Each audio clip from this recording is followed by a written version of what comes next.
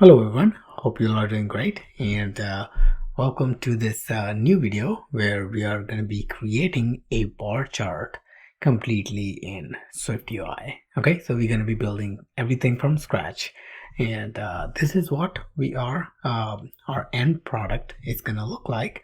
We're going to have a bar chart which is going to represent monthly expense, and basically upon selecting these bars you're gonna see how much you spent that month. The idea for the project is basically to learn how to lay out the bar chart itself, how to create a bar chart in SwiftUI, and also basically the one of the most complex issue is how to basically display this data in relative form to each other. So I'm going to be showing you how you can normalize this data, and it can be any number. Basically it can be your number in hundreds, in tens, in thousands, and basically you'll be able to normalize and plot that data onto the graph itself. Okay, so this is what we are going to be building, and let's go ahead and get started. Okay. All right, before we start, I want to quickly show you another resource that you can use, that you have in your disposal to learn more about iOS development, and that is devtechie.com. So I don't know if you have recently been to devtechie.com. If you have not, go ahead and check it out. And basically there are a few changes that you're gonna find.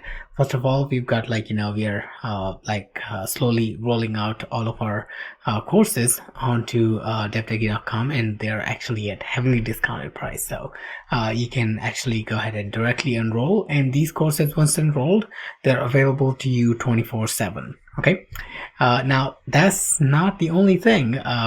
Although this course that we recently released, it's got 61 lessons. So if you're looking for mastering SwiftUI 3, there are a whole bunch of things that are covered in here, including an app that you're gonna build, and from basics to some of the really cool features that were introduced in SwiftUI 3. Okay, but that's not the main thing. There's another main thing, which is going on to the blog, and I would actually encourage you to go check out the blog. And basically we are releasing many new blog entries every week. Okay, new features that are available in SwiftUI, and basically some of the other things creating progress view and stuff like that. And some of these things that you're going to be seeing in the video, you're going to find that in the written form, as well as the source code is going to be there. Some articles are designed in a way, so let's say list SwiftUI list deep dive. This article is pretty long, goes in much more detail about SwiftUI's list, various things you can do with it, and how you can go ahead and get started, and not only start but use basically advanced features of list itself. There are topics, there are more topics, so they're divided into different categories. For example, label has a deep dive which lists out these different sections, and you're gonna find a similar thing for text field, and we're gonna follow similar suite depending upon how complex the topic is. But these two resources are available to you, basically the courses and the blog, both are available to you. And while you're there, go ahead and basically subscribe to our weekly newsletter, where we're going to be sending out blog entry updates, new course release announcements, and coupons to register for those new courses. Okay, so with that, let's go back into our topic for today. Okay, so we are going to start, and today we're going to be once again looking at building a bar chart in SwiftUI. And for our bar chart data, what we're going to do is we'll create sample data for this fictitious monthly expense app. And basically you already saw how it's going to look like. So let's go ahead and start working on our project. So we're gonna first create an enum which is gonna be of type month. Now we're gonna make this as a string type and case iterable. Making month as a string type is gonna allow us to use its raw value, and we'll be able to print those month values out onto the screen. And case iterable makes this enum iterable. So basically you can get all items and stuff like that. That's the main property. So if you go inside documentation, the only thing that actually does is it gets you access to all cases. So if you're trying to iterate over your enum, you'd have to conform to this protocol. Okay, with that we're gonna create our month, basically Jan Feb.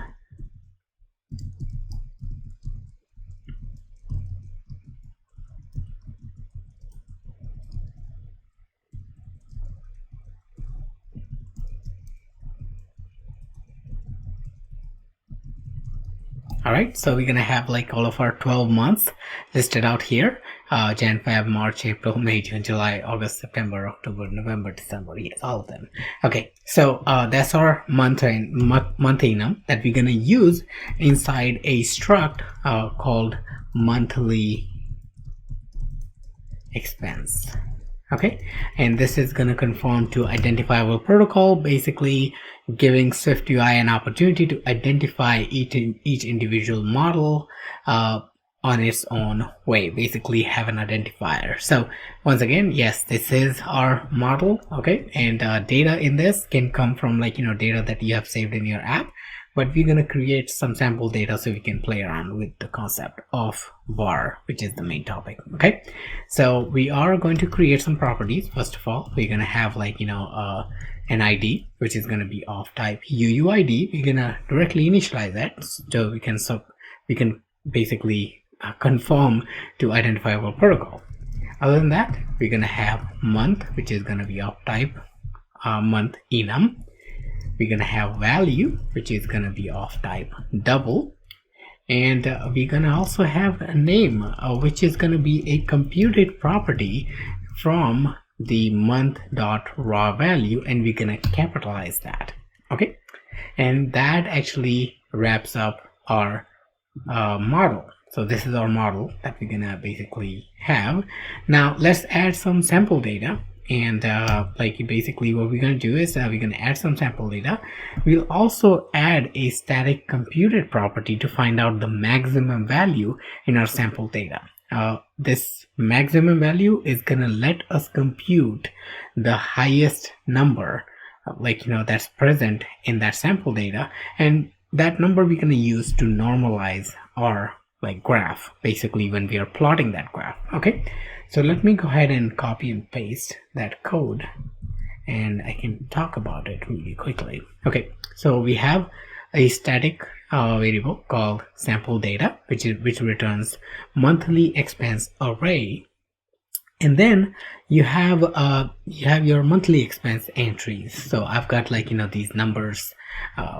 Once again, these are all fictitious numbers, and they are there for all the months, all the month entries. Okay, now our sample data is going to return this array, and then we have this another static variable which actually returns us the maximum value in this sample data. And what we are doing is we are using a max function for computing. So basically we are saying compute the max between the first expense and the second expense, whichever is less, depending upon that, is gonna give you the maximum data. So we're gonna get a monthly expense, we're gonna unwrap that and get the value out. Okay, now once we have the maximum value out, we will basically be able to compute our normalized value, which is something that we're gonna create next. So we're gonna create a util. Okay, so struct util, and we're gonna create a static function in this called normalized data. Okay, so this is basically gonna return us a normalized form of data. We're gonna expect max bar height, in the form of double or type double, the value that we want to plot, and the maximum value, once again, that we want to basically that we have computed. Now you can directly, I mean, you don't have to basically accept it as a parameter. You can directly reach out to monthly expense dot max value and get it, but I want us to make it parameterized in case, like, you know, you are moving, you're gonna move this into, like, you know, some other variable. Basically have a function that will actually give you the maximum value. Okay, so I'm gonna still keep it as parameterized. And this guy, this util normalized data function is going to return a double type. Okay, so basically it's going to return us a normalized form of number, like, you know, the value that we are actually passing and that we are trying to normalize. Okay, so there are two types of normalization, and basically this is statistics, and you can go on Wikipedia and basically learn about normalization, and let me quickly get you the show you the article itself. We're not going to go into detail, but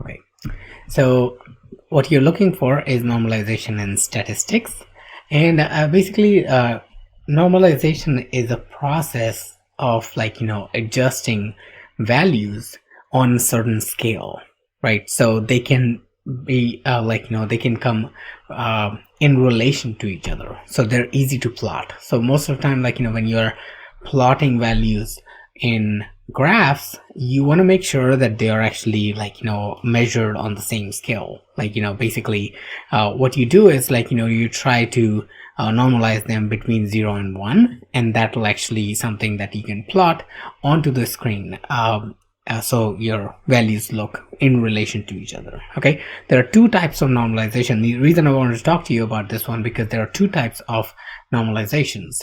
There is a zero-based normalization, which takes the minimum value and the maximum value and basically shows the minimum as, like, you know, as the flat line. Basically there's not going to be any bar chart for the minimum value, and maximum value is going to have a bar which is touching the top, top of the chart.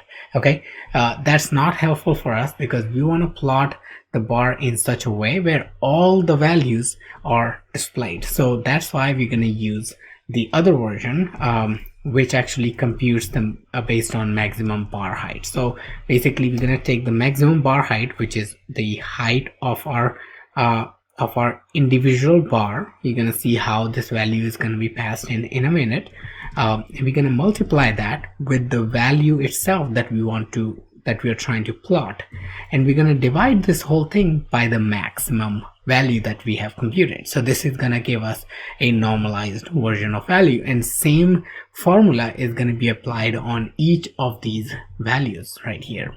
So each of these values is going to have, like, you know, the same formula, which means all the values that are going to be like, you know, produced coming out from this normalized data are going to be on the same scale. Okay, this is the main calculation. Other than this, everything else is, like, you know, like really simple, like in SwiftUI way.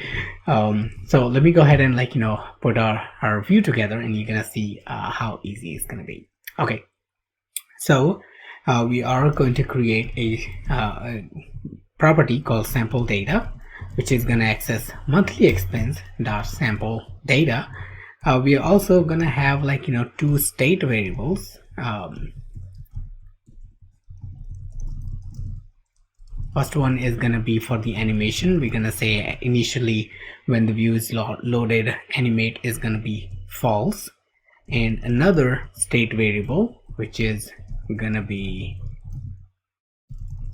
for selected value, and initial value is gonna be none, so nothing is selected. Okay, this is basically this is the top, like, you know, which one is selected initially when we load is gonna be none, and then we're gonna have basically some value there.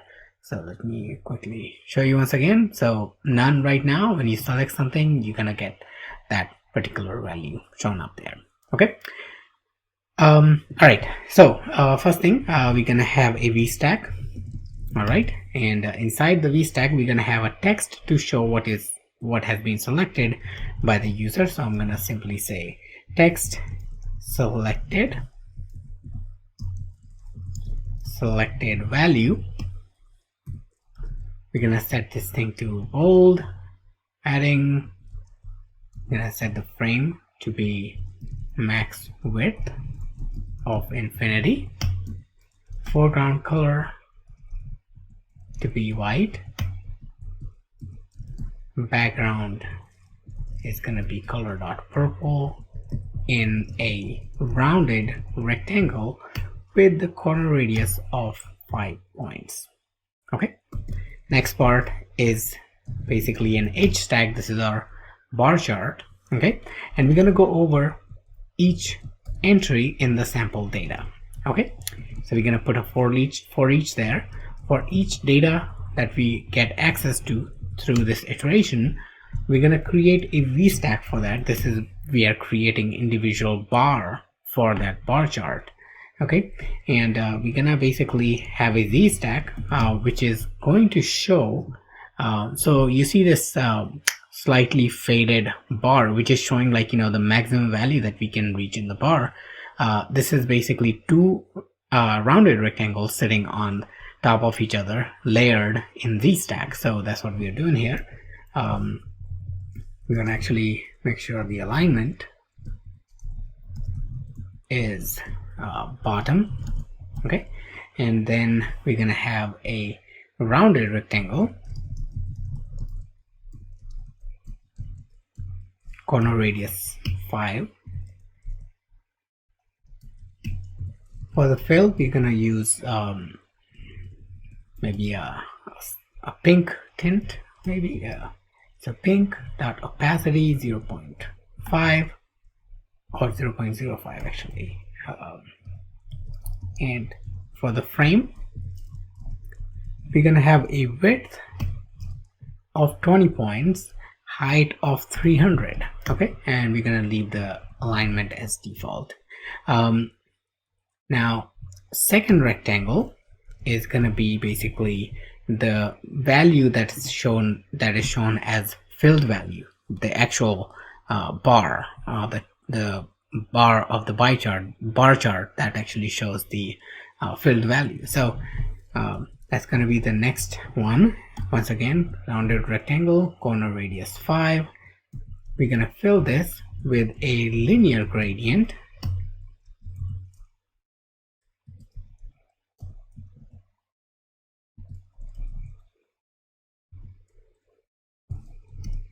We're going to give purple and blue colors, and this gradient is going to start at the bottom and end at the top.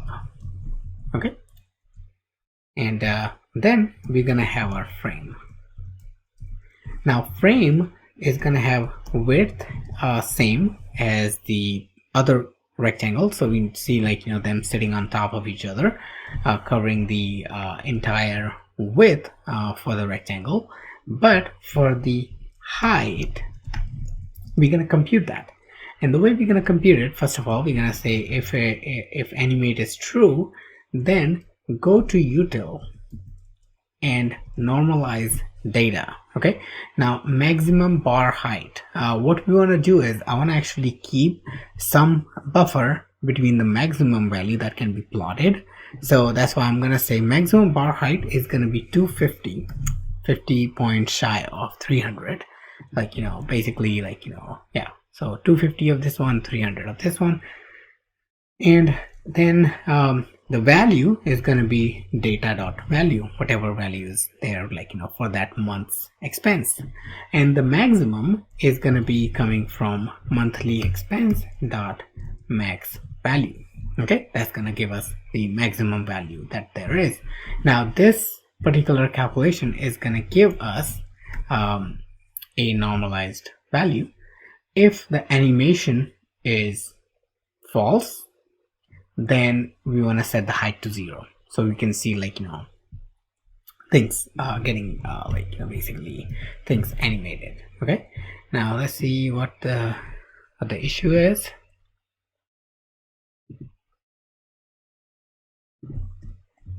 I think this is in the wrong place. That should be good to go. Okay, yeah, this error is, let me see. Right, the other error was related to the content view. It was basically a wrong name for the class, for the view itself. Okay, so this gives us basically our rounded rectangle with normalized height. All right, and that's about it for our graph. Okay, now underneath the graph, if you notice, what we have is these labels. Right now, these labels are essentially basically your month. So what we're gonna do is we're gonna have a text, okay, called data.name. So whatever the month's name is, we're gonna get that. We're gonna set the font caption 2, maybe. We're gonna set the layout priority because, if the text is being truncated and ellipses are shown, we don't want to do that. And for the rotation effect, we're gonna rotate this dot degrees negative of 45 degrees. So we want to show negative of 45, and we're gonna add some padding at the top. All right. Okay. So once we have this is our individual bar that we are putting here, we're gonna add on tap gesture on this whole thing, and we're gonna say populate the selected value with string formatted, and we're gonna use string dot format %@ for printing out the string. I'm gonna simply put dollar here, if you wanna basically format currency and stuff like that, please feel free to do that. That's the best way to do it. I'm just gonna do it for demo per sake. And first value is gonna be, this value is gonna be data.name, and the second value is gonna be data.value. We are actually displaying the actual value in the selected value, not the normalized value. Okay. All right, and on appear of this HStack, we want to animate the toggle. Okay, now for the animation,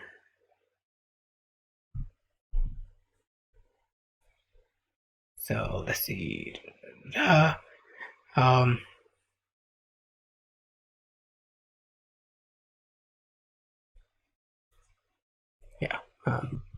so one thing I forgot is where the animation is. Animation is going to be added on this rounded rectangle because that's the part we want to animate. So we're going to attach animation on this, and we're going to say animation is going to be ease in and out. Okay, and we want to set the speed to be 0.3, and let's set some delay so our map is our graph is not loaded directly. It gives a second after the view is loaded. Basically, when user has the attention, has their attention on the map, it's on the chart itself, then we can actually display, and the value that is going to be associated or is going to animate is going to be animate. Okay, this guy right here which we are using. Okay, so with that, we are ready to roll. Okay, so let's go ahead and run this, and what we should see is our values being animated. Okay, now let me show you basically if you want to see a different effect, every time you load, so we don't end up getting the same kind of result. I'm gonna shuffle the array. Okay, months are gonna be gonna look different, but I want to show you the values are mapped differently. It's not static data, it's computed data that's being mapped. Okay, so yeah, so with that, we have reached the end of this video. Don't forget to like and subscribe. We are posting new videos pretty much like pretty frequently. So yeah, stay in tune. Check out devtechie.com. There are like several resources that you're gonna find there. And thanks again for watching. I will see you guys in another video. Thank you.